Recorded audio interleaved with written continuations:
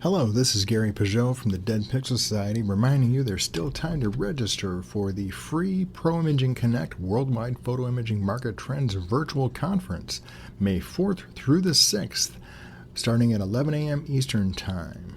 The conference will feature the leading marketing researchers who will be covering the trends in the photo imaging market.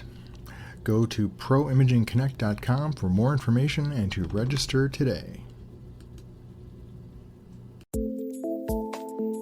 Welcome to the Dead Pixel Society podcast, the photo imaging industry's leading news source. Here's your host, Gary Pageau. The Dead Pixel Society podcast is brought to you by MediaClip, Photo Finale, and Advertech Printing. Hello again and welcome to the Dead Pixel Society podcast. I'm your host, Gary Pageau, and today we're joined by industry veteran Fred Lerner, CEO and founder of MailPix. Fred is coming to us from Huntington Beach, California. Hello, Fred. How are you today? Good morning, Gary. I'm well. How about yourself? Doing great. Now, most people in the industry these days know of you as I mentioned before, the CEO and founder of MailPix. But you've been in the industry a very long time. I would say you are one of the more active veterans of the industry. Can you tell us a little bit about how you started with your love of photography? I guess I fell in love with photography it started when I was 13 and bought my first camera as I was trying to earn the photography merit badge to become an Eagle Scout. My first paying job was as a photography counselor at a summer camp upstate New York called Camp Tranquility. One of the alums of Camp Tranquility was Ben Berkey, and on visiting day, Mr. Berkey came and wanted to visit the darkroom, came and saw the darkroom that I was running and offered me a job. And I worked my way through college and graduate school working at Berkey Photo. And I've been a photo finisher ever since. So for those who may not be aware, tell us a little bit about Ben Berkey and the position that Berkey Photo held in those times, and kind of what was that time period? What was the era of photography back then? Berkey Photo was the second largest photographic concern in the United States after Eastman Kodak Company. Berkey Photo owned Keystone Camera. They owned retail stores, Willoughby, Peerless, but their primary business was in the photo finishing world. They had 8 factories around the United States. Mm-hmm. And I was raised in the New York City factory, their main factory, then spent 4 years at Berkey, Virginia, Berkey, Long Beach, California, and stayed there. Berkey Photo became a public corporation, ultimately had a patent infringement suit against Kodak, and Kodak wound up buying Berkey Photo. Okay, so that was in the mid to late 80s, as I recall, that happened, just prior to when I joined PMA. Right. There was a lot of concern over the disposition of the various Berkey subsidiaries because there were, as I recall, a lot of brands they distributed. I remember like Slick Tripods, and weren't they the Konica distributor? Konica, Semon-Omega, and others. So they were a major concern, both in the hardware side of the business and also the finishing side, and also on the film distribution side. And again, it's a kind of a shame they're not really remembered these days, but they were really a major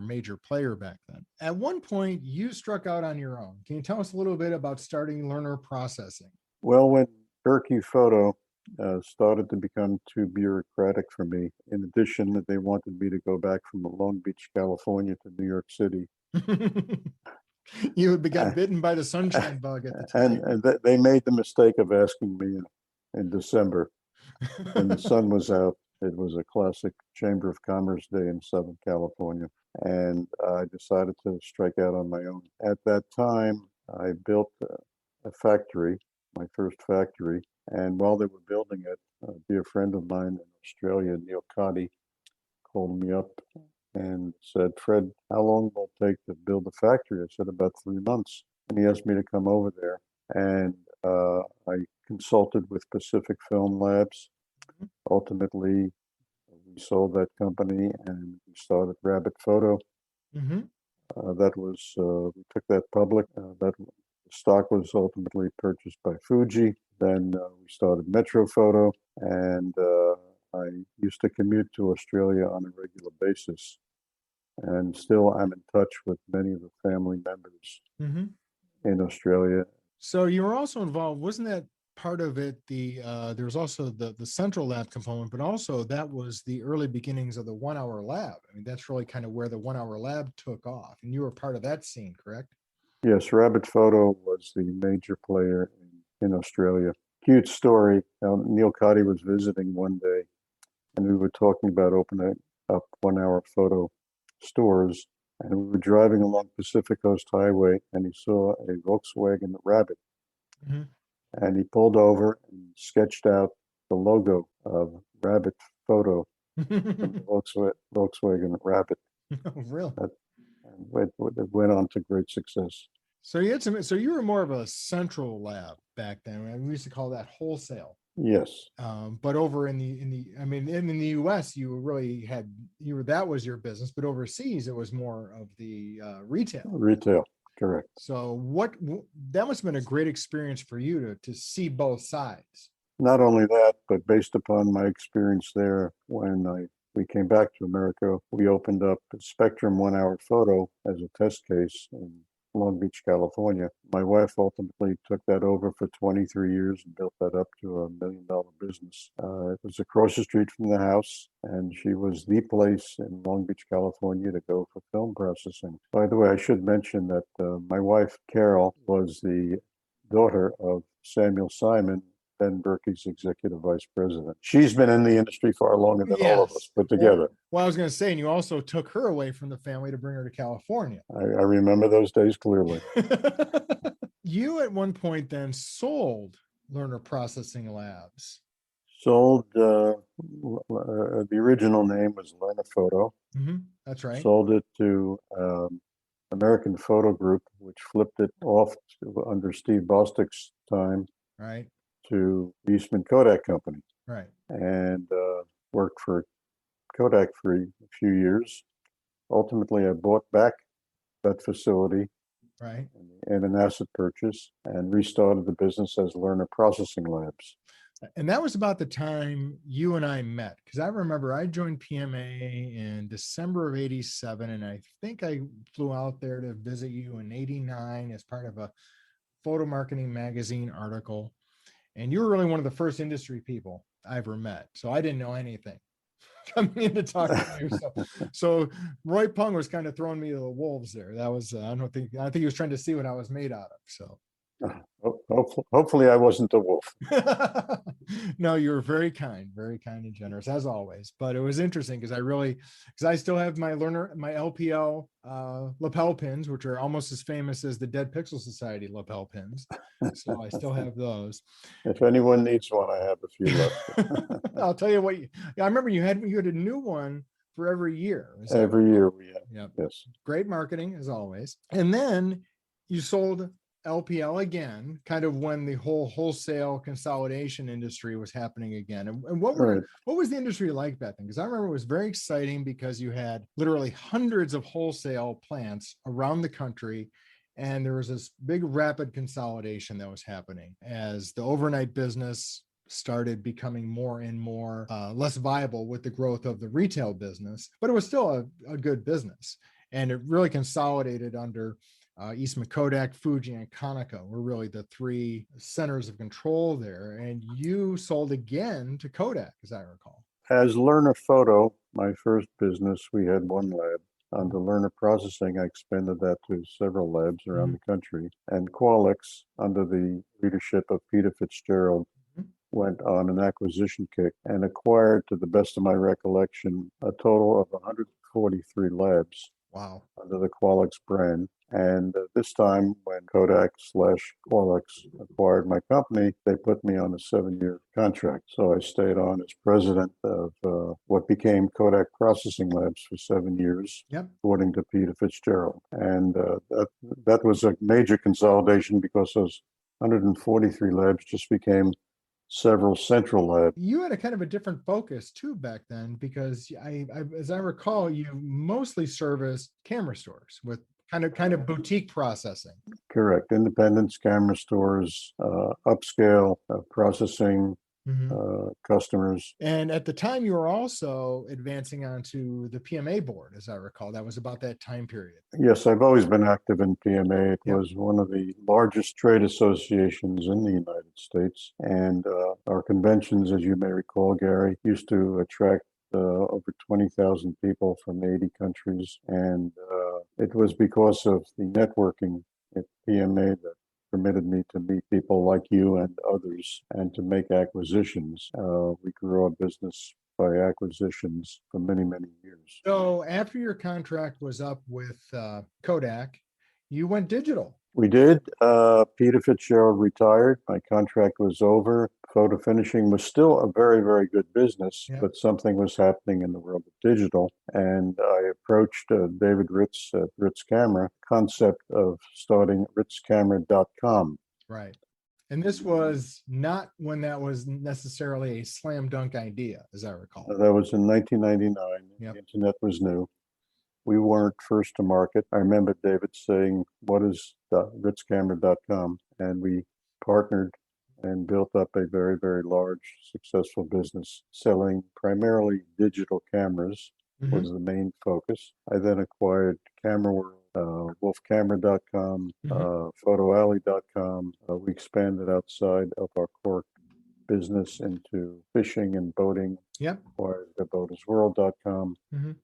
Overall, I've been responsible for about 28 acquisitions, various stages of my career. Mm-hmm. Stay on that point for a bit. What makes what appeals to you about acquiring companies? All businesses grow organically, customer by customer, day by day. But the fastest way to grow a company is by acquiring a business. And instead of a slow, steady growth, you can grow much more rapidly by acquiring another company. So it's a speed. It's the speed aspect of it to growing a Yes. company you find more appealing. Very much so, Gary. You didn't start out doing acquisitions. You learned that over time. Is that something you learned as you got into LPL and realized that was the best way to grow your business? I learned how to make acquisitions by being acquired twice. Hey, this is a good idea. I like it. I'd like to do more of it, except instead of being the acquiree, I'll be the acquirer. So what did you learn from being the acquiree that you're like, well, I can do that better? The economics, the synergy, how to make acquisitions work. Mm-hmm. Harvard did a study at one time that showed 85% of all acquisitions were failures. Mm-hmm. I studied voraciously all the failures of acquisitions in order to avoid that when I was making an acquisition. So what would be a common denominator of a failed acquisition? Lack of synergy, lack of doing homework, culture clashes, very big item. Mm-hmm.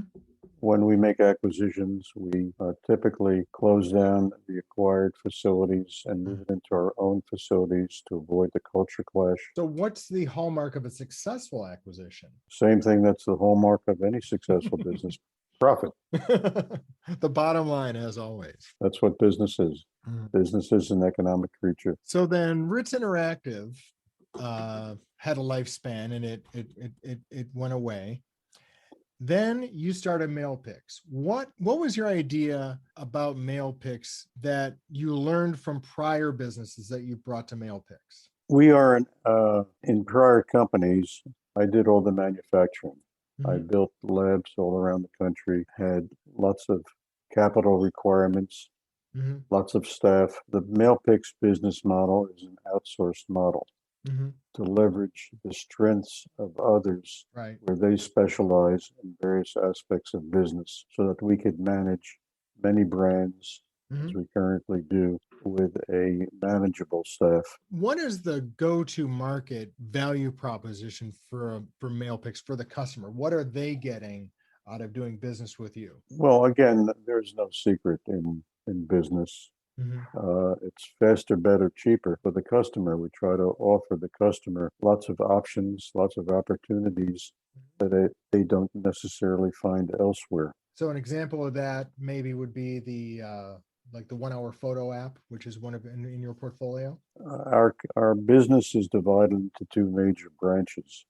our web business, which is our original MailPix, and some of the companies we acquired, Flash.com, RitzPix.com, MyPix2.com, and the printing division of PhotoBucket, PrintShopLab.com. Then we opened up a 1-hour photo app, and we have a suite of apps connected to 20,000 retail locations Right. through a 1-hour photo app at CVS, Drug, Walgreens, Walmart, and Dwayne Reed out of New York City. So you can take a photo on your phone and pick it up anywhere in the United States, 1 hour. And not only just photos, but also now photo gifts to some extent, more and more. Yes, the retailers are expanding into a lot of giftware. So if you open up the 1-hour photo app and go to CVS, for example, you'll see about a dozen different products, photo cubes and bamboo. Yeah, it's amazing. It's amazing the selection of products you can get produced in store now through a mass retailer. I mean, I would expect some of those products from a specialty store, but from a mass retailer, you're seeing a greater array of products being made available. Absolutely. So what are the synergies between the 1-hour photo customers and the MailPix and his portfolio companies customers? Are there a lot of crossover there, or is it two different segments? There is crossover. If people want the convenience of mail to home, we have that, but they have to pay for shipping. If someone needs a product in a hurry, it costs a little bit more at the retail location, but they can get it in an hour and they save the money on shipping. Right. So there are customers who want convenience, some want speed, some want price, and many customers want both. So as you look at companies that might be a fit for a future MailPix portfolio company or acquisition, what are you looking for as the acquirer? We're looking for companies that can fit into our business model, whether it be a web-based business or an app-based business. Okay. No labs, no infrastructure. No, we are rather agnostic. We're opportunists. We look for opportunities, and we've done both. We've bought labs and we've bought just standalone app-based or web-based businesses. Looking back, you ran into Ben Berkey in a darkroom, and it turned into this long career, which, I mean, clearly you have some great business acumen. You're a student of the industry, student of business. What's kept you in the photo industry when clearly I'm sure you could have done many other things? What's kept you in this business? I love the fact people treasure memories. They treasure their memories all their lives. There's a classic story about when people have their houses on fire, one thing they grab first are their photo albums. Right. Photos are important. They're important to everybody. Yeah, I mean, I agree. I mean, that's one of the things I think people in this industry, it's not that big anymore, but it is something that keeps people centered around that this is an important social good that this industry provides. It's an amazing, if you think about it, it's an amazing technology that can provide you with a long-lasting physical memory in the form of a print for basically pennies.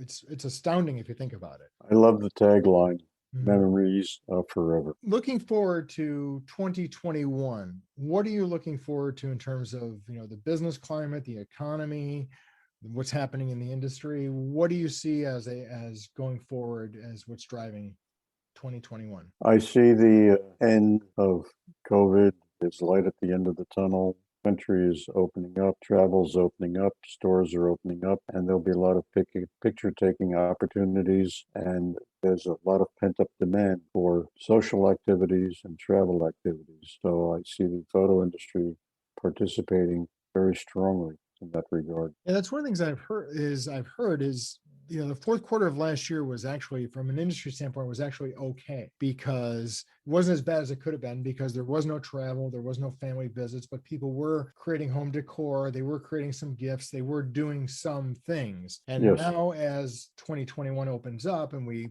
hope people will begin traveling and vacationing and meeting friends and family and having reunions and whatnot, that it'll create more opportunities for everyone. Agreed. So you're optimistic, is what I'm Very saying. optimistic. Well, thank you, Fred, for your time, and wishing you the best for continued growth and success. Thanks, Gary. It was a lot of fun being with you again. Thank you for listening to the Dead Pixel Society podcast. Read more great stories and sign up for the newsletter at www.thedeadpixelssociety.com.